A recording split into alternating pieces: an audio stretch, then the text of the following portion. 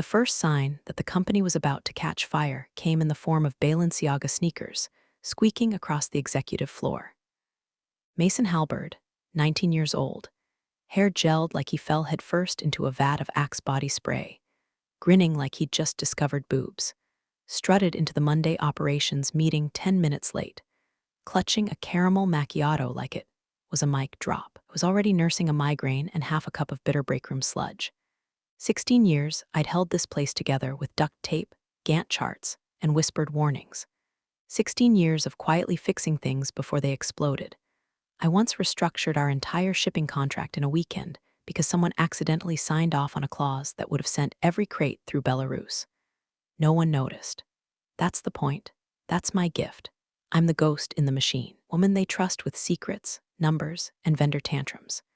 You don't survive over a decade in mid-tier corporate America without learning how to disappear in plain sight.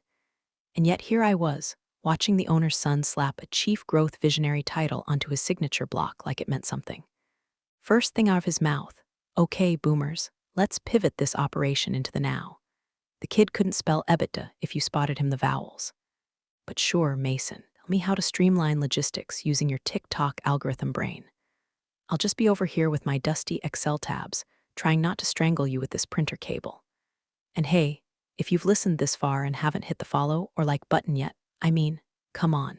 97% of you ghosts just hover and vanish.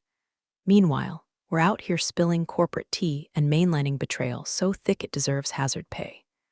That click fuels the team like Mason fuels my blood pressure. Thanks, truly. Back to the meeting.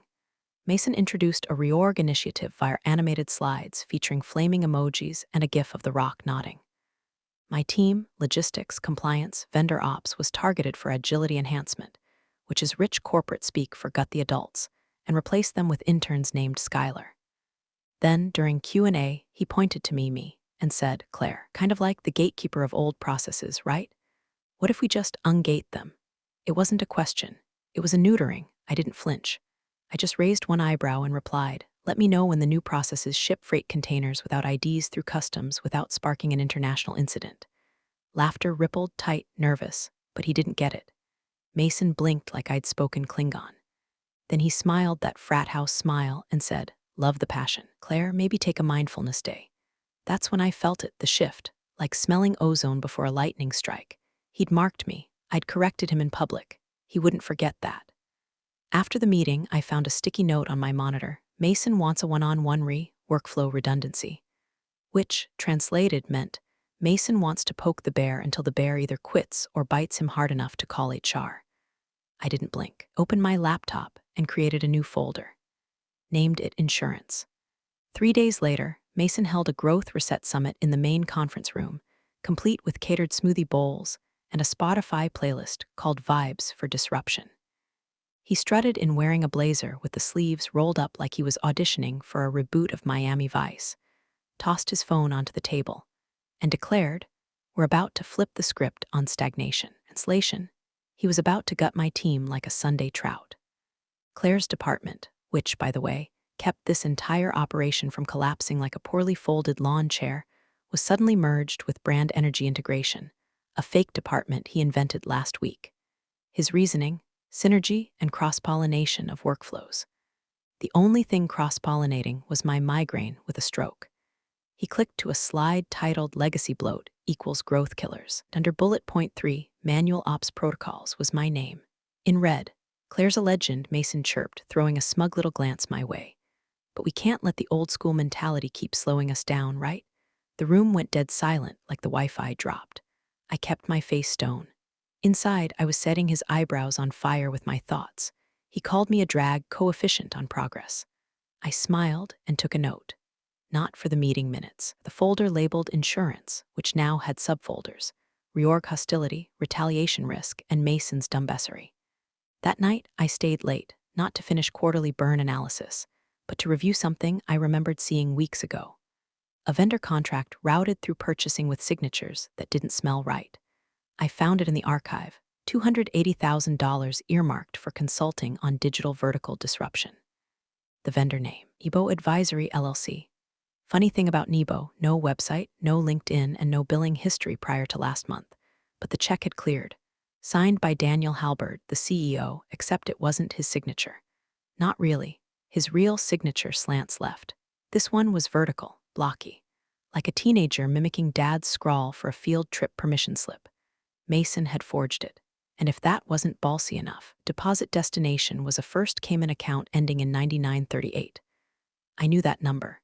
We'd flagged it last year in compliance, tied to a flagged entity called Siren Global Holdings, a shell corp that came up during an internal sweep we were told to stand down from investigating. I'd stood down, but now I opened another folder, Nebo fraud, and dragged everything inside. Then I emailed myself the metadata, encrypted. Twice. Thing about Mason is, he thought he was playing Minecraft, corporate edition. Stack blocks, build clout, throw dynamite at old structures. But some of us, we were born in the rubble, and we know how to bury things deep and how to dig them up when the timing's right. I scheduled a meeting with Daniel Halberd, the CEO, Mason's father, my boss for 16 years, and a man who used to thank me with gas station cookies when I saved million-dollar deals. Back then, wore short sleeves and listened. Now, he wore tailored suits and let his son talk over him. When I laid out my concerns, gently, diplomatically, with zero mention of the forged signature, he waved a dismissive hand and said, "Claire, Mason's still learning. Be patient. Be patient." Like I was talking about a toddler learning not to eat glue, not a 19-year-old jackass embezzling money through a ghost company registered in the same offshore tax haven used by arms dealers and evangelical megachurches. I kept my face blank. "Of course," I said. "Just wanted to raise the flag before it hit the iceberg." He chuckled. "You're the best at what you do, Claire. Just stay flexible." That was the corporate eulogy. Stay flexible means don't make waves until we decide how replaceable you are. By Friday, HR called me in. Cheryl from People Ops had the voice of a preschool teacher and the soul of an IRS audit. She flipped through a printout like she was reading scripture. "Claire, I want to make sure you're aware you've been flagged as resistant to strategic change in the latest culture audit." Culture audit. That was Mason's pet project, a half-assed Google form filled with questions like, do you feel your colleagues are excited about rapid transformation? The emoji sliders. I asked who flagged me. She blinked. "We can't disclose that, but the patterns are concerning patterns, one word away from problematic." Cheryl leaned in. "Just a heads up, leadership's really focused on alignment right now. You might want to recalibrate." I stared at her, fighting every urge to ask if Mason had parked his brain next to her spine. That night, I poured a whiskey and opened my old Halberd folder. Buried inside was a photo from year one. 5 of us, standing in a half-finished office next to a whiteboard that read, "Do it clean," or "Don't do it at all." That was the founder's line. Sam Halberd, Daniel's dad, Mason's grandfather. The man who hired me when this place was one busted AC unit away from becoming a WeWork graveyard. He believed in integrity, in systems that didn't bleed, in treating suppliers and staff like partners, not pawns. Remembered the day he handed me the whistleblower clause, just in case things ever get ugly, and they will. I traced my finger over that whiteboard in the photo. Then I opened a blank spreadsheet and typed in every vendor name Mason had approved in the past 90 days. 56 of them. 19 were new. 12 had no federal ID. 6 had overlapping address metadata. 2 listed in Wyoming, but registered through different shells in Luxembourg. 1, Nebo Advisory, shared a P.O. box with a chain of vape shops in Tampa. This wasn't incompetence anymore. This was architecture, built by someone too stupid to cover their tracks and too cocky to know they were being followed. I didn't quit. I bought a second USB, industrial grade, waterproof, fireproof, and I labeled it Match. Her name was Elise Vandrow, and 10 years ago she ran compliance like a war general with a magnifying glass. Retired now, self-exiled to a lakeside cabin in upstate Michigan with no cell signal and a landline that only rang for 2 things: phishing reports and federal subpoenas. I tracked her down the old way, through a burner Gmail she used to call her canary inbox. Subject line, "Shady trees in the Halberd orchard." 10 minutes later, my screen blinked with a Zoom link and a single message: "Speak like you're bugged." I'll translate. She appeared in frame wearing a flannel robe and sipping what I swear was straight gin out of a mason jar. "You look like hell, Claire." "Feels mutual," I said. She leaned in. Vendor names, I read them off. When I got to Nebo Advisory, her head tilted. Got a ping from that one back in Q4. Cross-linked to Siren Global Holdings. Shell Corp tied to crypto laundering. Guess where? I didn't blink. Caymans, she grinned. Ding ding. Same account number used by an influencer sweatshop we flagged in 2020. Showed up on a data dump with 3 wallets traced to Bitcrate. Guess whose IP routed the application? My stomach dropped. Mason's girlfriend. Bingo. IP geo was pinged from her parents' guest house in Napa, the same address used on her beauty brand's LLC paperwork. Elise sat back. You got a corpse here, Claire. Don't bury it shallow. Ended the call and sat in the dark for a full minute, the hum of the office refrigerator sounding like a countdown. Then I got to work. I reopened every vendor file Mason had touched since his first day. I pulled receipts, scrubbed metadata, traced login timestamps. I mapped IPs that accessed our internal vendor portal and found 6 that didn't match any company device. They all led back to a single VPN node bouncing through Romania, standard laundering cloak. The real kicker? An NDA template copied from Legal's drive, altered, and uploaded under a shared intern account. Sloppily done. The footer still read draft not for use. The modified doc had fake e-signatures from suppliers I personally knew had never signed an NDA in their lives. One of them once called me because he didn't know how to open a PDF. This wasn't just fraud. It was fraud in a stupid font. I didn't tell anyone, didn't make calls. I just built the dossier like I was building a bomb, careful, exact, lethal. A folder named Red Sky. Inside, 61 files. Vendor reports, chat logs, metadata trails. 2 voice memos where Mason bragged about outsourcing dirty work to Babe's Shell brand. I encrypted the folder twice, once with a password only Elise and I knew, once with a key embedded in a stock photo of a dog wearing sunglasses, and I saved it to 2 locations, a cloud vault under a burner account and a USB the size of a thumbnail. That USB now lives inside a chipped Ohio State mug on my desk. I drink chamomile out of it every Tuesday like nothing's wrong. No more spreadsheets, no more waiting. The match was lit. I just had to strike. Monday, 8:03 a.m. I got the invite, urgent growth crisis response. No agenda, no attendees listed beyond Mason and the CEO. Subject line written in all caps, like a toddler screaming through a keyboard. By 8:12, the whole office buzzed. Whispers in the hallway, fake smiles at the Keurig. HR was observing. IT was mysteriously monitoring for server load. The interns all had that look like someone farted truth into the air, and no one knew how to breathe it. At 8:30 on the dot, Mason marched into the boardroom like Napoleon with a hangover. Aviators. Slides. His voice carrying before his brain did. Some people, he said, pointing directly at me, are intentionally obstructing progress and hoarding legacy systems to sabotage innovation. There it was. The public shiv. He clicked to a slide labeled Rooted Resistance, and up popped a chart with my name under process gatekeeping liability. Mason had even photoshopped a little padlock icon next to my face. Cute, real cute. I'm formally recommending termination, he finished, spinning toward his father, effective immediately. Daniel Halberd said nothing. His face was pale, sweaty. He didn't look at me, not directly. Just a nod toward the door. Claire, a word. We walked in silence down the hall to his office. He closed the door like he was sealing a tomb. He didn't sit, just hovered behind his desk like gravity was optional now. I stood in the center of the room, straight-backed, hands folded. My calm wasn't performative. I had passed fury days ago. This was surgical now. Cold, he finally opened his mouth. This has become difficult. I tilted my head, defined difficult. He rubbed his temples. Claire, you've always been, look, I don't want this, but you've been resistant. Mason has concerns, the board's watching. I stepped forward. Quiet, direct, check your inbox. He froze. What? Inbox, I repeated. Just do it now, before you finish that sentence. Please, he hesitated, half suspicious, half annoyed. Then he clicked. His screen lit up. The email subject, due diligence FYI only. He opened the encrypted folder. Red Sky opened with a soft chime. Click, click, click. His breathing changed. The third file in the Nebo ledger stopped him cold. This, he whispered. Where did you get this? I said nothing. He looked at me like I'd just handed him a smoking gun engraved with his son's initials. His hands trembled. Not for me, for him, for his legacy.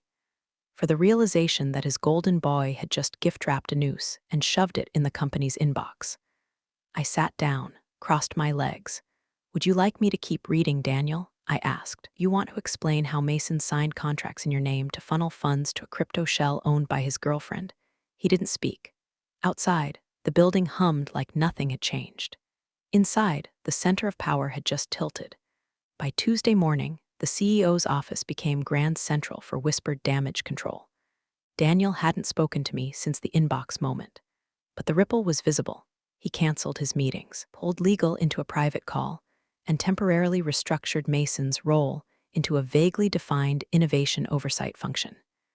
Translation: stuck the kid in a closet with a fidget spinner and told him not to touch anything sharp. HR's shift was almost comical. Cheryl from People Ops, who'd practically branded me problematic a week ago, now tiptoed to my desk with a soy latte and asked if I had any personal boundaries we could better honor moving forward. I stared at her like she'd grown antlers. She giggled nervously and mentioned how valued and safe I was. Safe. I was radioactive, and they all knew it. Mason, meanwhile, began unraveling in real time. First, he sent out a company-wide Slack message about misinformation attacks, blaming internal sabotage for delays in the Q3 initiatives. He deleted it 5 minutes later and claimed it was a draft. I took a screenshot, of course. Then I noticed 2 folders disappear from the shared drive: Consultant Onboarding 2024 and Budget Track May-July, both tied to vendors in my dossier. Too late, Junior. What Mason didn't know was that it already put him on silent audit. Everything he deleted was archived before he hit enter. The CEO had asked for a soft quarantine, still wanted to protect the boy. But the rot was deeper than a brat's crypto scam. I knew that now. At 4:46 p.m., a brown envelope appeared on my chair. No note, no sender. Inside, a printout from accounting, 6 invoices from Inspire Collective LLC, a supposed marketing consultant who billed us for $72,000 over 6 months. The account numbers matched Siren Holdings' secondary wallet. The approval chain: Mason and a ghost approver, J. Halberd. Problem was no J. Halberd worked here, never had. I ran the alias against old logins. The account tied back to an IP used exclusively in the CEO's wing. Not Mason's laptop, not the girlfriend's hotspot, Daniel's. I stared at the paper for a long time, heart steady. No panic, just confirmation. Mason wasn't acting alone. He had cover, or at least complicity. I added the files to Red Sky, dated the key photo, and resynced the cloud backup. Then I booked a call. Not legal, not HR, the founder. Because if there was one person who'd built this place with both hands, it was Sam Halberd. And if he was still half the man I remembered, his grandson's days were numbered. Thursday morning, like a drunk magician unveiling a rabbit made of lies, Mason dropped a press release on PR Wire titled, Halberd Solutions: Bold Vision for a Digital Tomorrow. Read like ChatGPT had overdosed on Adderall and buzzwords. He called himself a next-gen disruptor and announced a deep alignment pivot featuring revolutionary vendor fluidity. I damn near spit my coffee onto the monitor when I saw the final line: our transparency is our strength. Transparency? The only thing Mason's been transparent about is his incompetence. He was still high on the idea that if he just talked fast enough, no one would see the cracks in the foundation or the blood seeping through them. But the audit clock was already ticking. I had receipts. I had signatures. I had logins from 3 time zones and enough cross-file metadata to make a forensic accountant weep with joy. He didn't know it, but I had already looped in 2 external auditors under NDA, plus a former SEC liaison Elise recommended. They were combing Red Sky now, silently, methodically. Quiet swarm. That afternoon, legal came knocking. 2 of them, Harris and D'Angelo, walked into my office like they'd just rehearsed the good cop gaslight cop routine. D'Angelo did most of the talking. Claire, we appreciate your diligence, but we'd like to remind you that your employment contract contains very specific language about the dissemination of internal material. Unauthorized disclosures could be construed as I opened my desk drawer mid-sentence, took out a folder, dropped it between them. Inside, a signed release from Samuel Halberd, dated 2013. Back when the company was small enough to still smell like drywall dust and panic, Sam had personally given me whistleblower immunity. Not a standard clause, a bespoke, notarized release tied to a board addendum that never made it to Mason's version of the employee handbook. They flipped through it like it was a live grenade. D'Angelo looked up, throat tight. This is binding. No shit, I said calmly. And since you're here, please add this to your notes. I'm scheduling a meeting with the auditors on Monday. They'll be joined by representatives from the Office of the Inspector General and 2 federal regulators. Harris cleared his throat. Claire, is that really? It's already scheduled, I said. Just being transparent. The door clicked shut behind them like a seal locking on a submersible. I leaned back, stared at the ceiling, exhaled for what felt like the first time in weeks. Let Mason post his press releases. Let the CEO pray to whatever God rich men call when the tide shifts. Because come Monday, the fire wasn't going to be metaphorical. Friday morning opened like a funeral for the old order. The board had been looped in overnight, 6 members, 3 of whom I'd met in the company's early days when we were still unpacking chairs from U-Haul boxes. Now their inboxes were flooded with red sky exhibits, vendor laundering trails, shell accounts, and one neat little timeline connecting forged documents to over $900K in siphoned funds. And sitting at the top of that chain, Mason Halberd. But it didn't end there. 3 dotted lines pointed straight to his father's executive approvals. Nothing explicit, nothing that screamed I knew, but enough negligence to warrant questions, enough silence to imply complicity. By noon, the office felt like it had lost oxygen. Executives canceled their meetings. HR ghosted the entire staff Slack. Cheryl from People Ops walked by my desk holding tissues and muttering something about nervous stomach. And then came the thunder. Sam Halberd, yes, that Sam Halberd, stepped off a red-eye from Phoenix in a windbreaker and jeans like he'd just come to fix a lawnmower.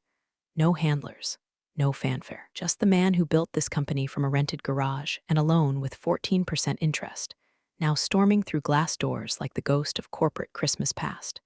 The boardroom lights dimmed before he even sat down. I was summoned, formally. Claire, one director said, adjusting his tie like it might save him, we'd like you to help mediate the current reputational risk. I looked at Sam. He didn't blink, just waited. I'll help, I said. Mason is permanently removed. No advisory role, no sabbatical, no golden parachute, removed. There was silence, heavy, cracking at the corners.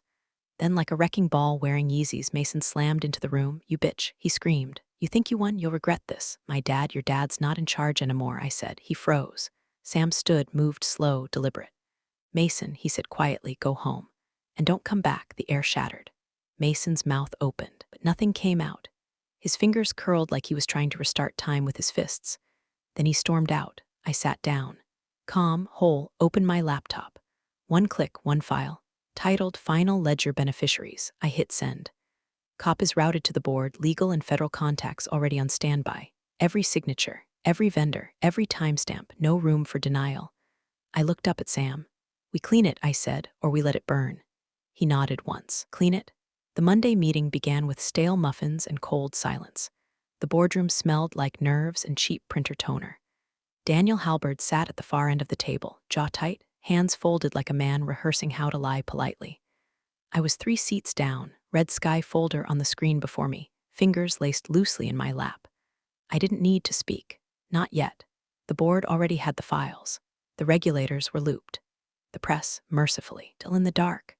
But not for long. Then the door opened. Mason walked in wearing a suit 2 sizes too flashy, like he'd mistaken the boardroom for a launch party. He opened his mouth, but before a single syllable could tumble out, the head of security stepped in behind him. Mr. Halberd, the man said, you need to come with me. Mason blinked, laughed once, short and sharp, like a nervous tick. What is this, a joke? No one laughed.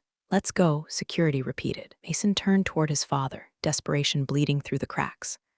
Dad, Daniel stared at the table, never looked up, never looked his son in the eye. Mason stood frozen for a beat too long, the realization calcifying in his chest. Then, with one last look of bitter, burning hate, he left, escorted. The door clicked shut behind him like the end of a dynasty. The room exhaled. Daniel Halberd cleared his throat. Given recent developments, he began, I believe it's in the company's best interest that I step down, effective immediately. No one objected. A board member turned to me. Claire. The vote was unanimous. I nodded once. Understood. They didn't say the words interim COO out loud until 20 minutes later, but the tone had shifted. The emails were already drafted. The announcement was cued. And as for Mason's girlfriend, name now sat neatly inside an open fraud complaint filed under the Financial Crimes Enforcement Network. The charges weren't public yet, but the leak was coming. Not from me, I didn't say a word. Didn't need to. The truth doesn't need a press release. Just daylight. That afternoon, I returned to my office. Same chipped Ohio State mug. Same folder on the desktop. I renamed it Ashes because legacies can rot, names can fail. But the system remembers who protected it. And some boys inherit legacies. I build mine from ashes. This one hit hard. There's something deeply satisfying about seeing quiet competence win over loud entitlement. It's a reminder that the people who don't speak much are often the ones holding everything together and the receipts. Appreciate you sticking around, you wise old rebels. Smash that subscribe button, or this fossil might just cause another epic fiasco.